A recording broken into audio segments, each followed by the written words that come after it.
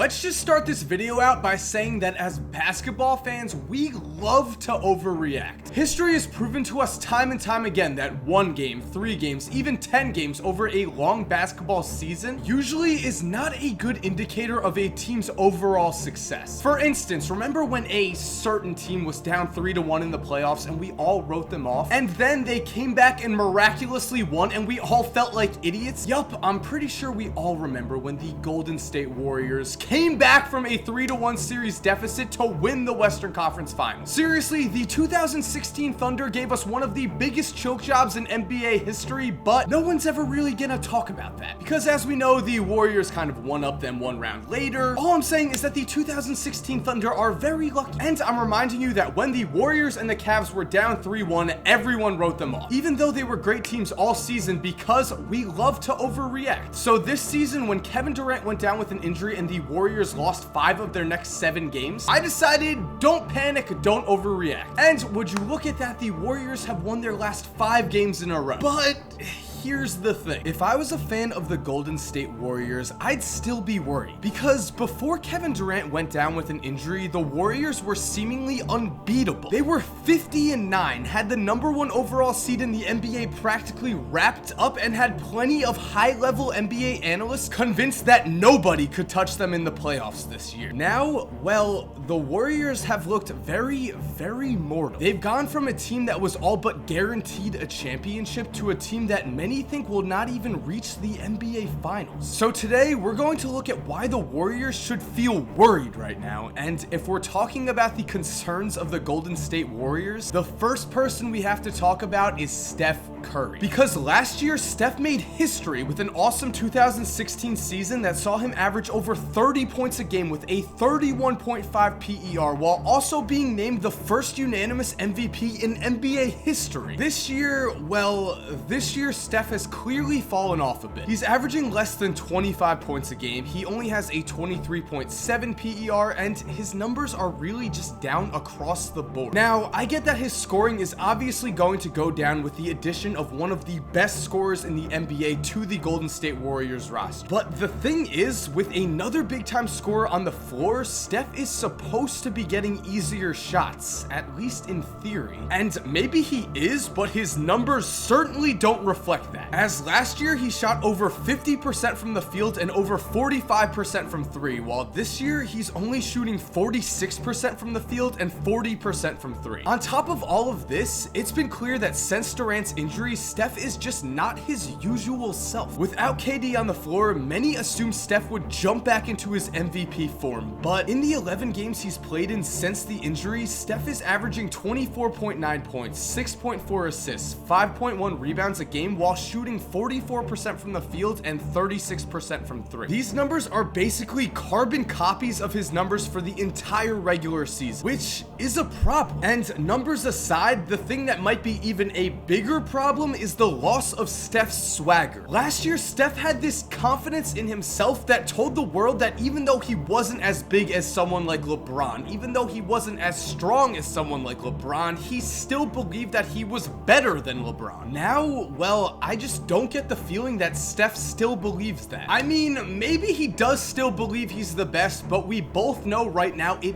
doesn't look like it. And you might be thinking, Mike, 25 points, 6 assists, 5 rebounds a game for a single player is pretty good. But the thing is, those numbers aren't great. And if Kevin Durant is playing in the playoffs this year injured or misses the playoffs, then the Warriors are going to need Steph Curry to be great. Because yeah, I'm saying it right now, there's no guarantee Kevin Durant comes back from injury. History has shown us that sometimes these injuries are more serious than they appear. And we're going to talk more about that in a little bit, but for now, let's get into the reasons for why I think Steph Curry has taken a step back this year. So, since KD got injured and Steph did not immediately return to his superstar form, people have begun to ask, what's wrong here? The first possible answer we've heard is that Steph is just tired, that playing in 2 championships in the last 2 seasons and giving it his all every single night has just worn him out. But to be honest, I just don't see that as a viable excuse. For one thing, Golden State is very careful with their minutes. They rest guys at every possible chance they can. Steph is averaging under 34 minutes a game this year and doesn't even rank in the top 30 among the minutes per game leaders. On top of that, Steph's conditioning program is second to none, and he took the summer off from Team USA to get rest for the upcoming year. Meanwhile, his own teammate Klay Thompson has played just as many playoff games as he has, played on Team USA over the summer, is averaging more minutes per game this year than Steph, and is putting up almost identical numbers to last year. So I don't think the problem here is that Steph is tired. At least I don't think that's the whole problem. What I think the problem is this season is that Steph has just been overthinking a whole lot of things. For one thing, he's overthought the addition of KD. As Steve Kerr put it, I think early in the season, Steph was trying to get out of the way to find KD and get him shots. And I think he was almost worried if he shot too much, it would almost take away from Kevin. So already we can see that this year Steph has gone out on the court with the agenda to make sure KD feels welcome in Golden State, which to me is a little backwards. Isn't it supposed to be the other way around? The new guy should defer to the more established star, at least at first? Whatever, it's really no surprise that Steph would go out of his way to make sure KD likes playing with the Warriors, because Steph's just that type of guy. But I do think looking to pass more and not looking for his own shot as much has affected him this year. I also think he's overthought KD's injury and has been forcing stuff since the injury. It's almost as if he's heard all of our expectations and decided he needs to jump back into MVP Steph mode or the Warriors are going to lose every single game. That's not the case, and he needs to realize that. He needs to stay within himself and trust his teammates. Even without Durant, the Warriors have 3 All-Stars on their roster, and it's been their team style of play that's led them to success in the past. Now,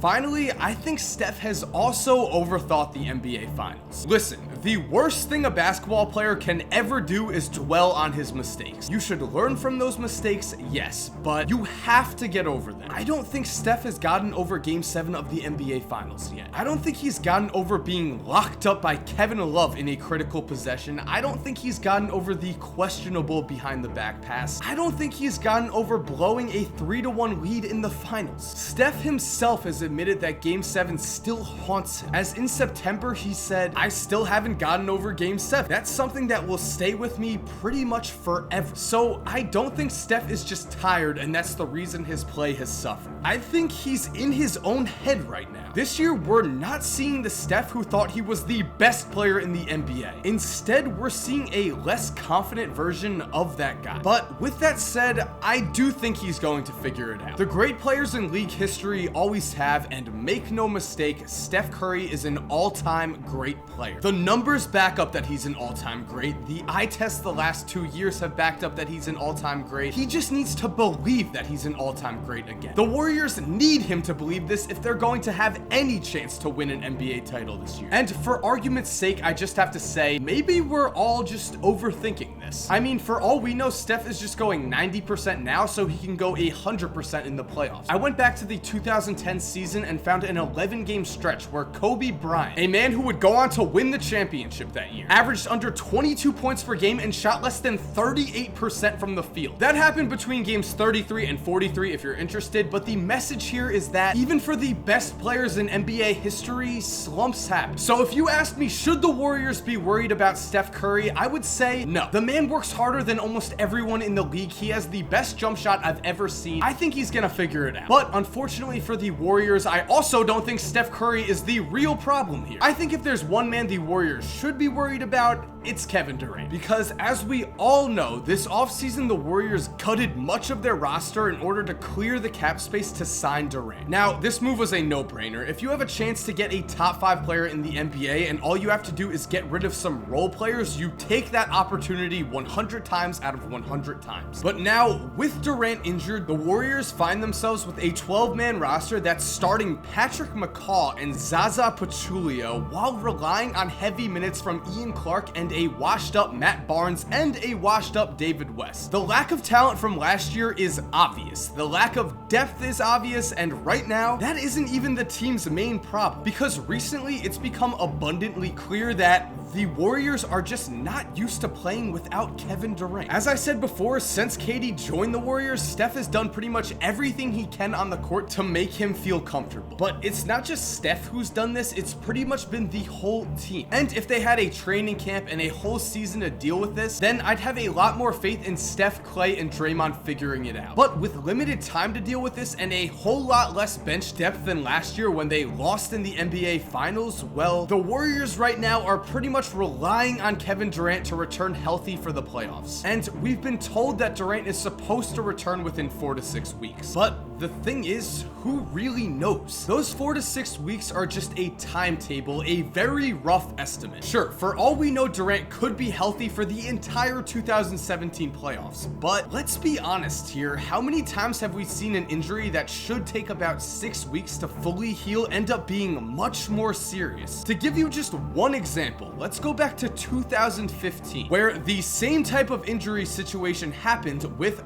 Kevin Durant. Yes, in 2015, the injury was to his foot and was slightly more serious, but we were told that after his foot injury, KD would return in around 6 to 8 weeks. That year, Durant did return. Then he got hurt again, so he sat out a few more games. Then he returned again. Then he got hurt again. Then he missed the remainder of the season with injuries. So if I was a Warriors fan, I wouldn't be worried about Steph Curry right now. Instead, I'd be worried about Kevin Durant's return. Because let's be honest here, with the roster they already had, the Golden State Warriors had a guaranteed championship contender in place for the next 3 to 5 years. They messed up that chemistry and took a risk and signed Kevin Durant. A move that, again, I would make every single time I could. As a fan, yeah, I kind of hated it, but if I was the general manager of the Warriors, yeah, I'd take Kevin Durant. Whatever risks he brings in, his talent is undeniably worth it. The thing is, if you take that risk and you lose Kevin Durant to injury, well, then you're the 2017 Golden State Warriors right now. Still a great team, still a team led by 3 All-Stars, but a team that's no longer even a guarantee to reach the NBA Finals, let alone win the NBA Finals. So I hope you guys enjoyed this video. Subscribe if you're new. We're in the most exciting part of the season. There's going to be so many videos this summer. Trust me, you're not going to want to miss out. For everyone who's already subscribed, thank you guys so much for supporting me. You know it means the world to me. And as always, have an awesome day, my dudes, and cue that music.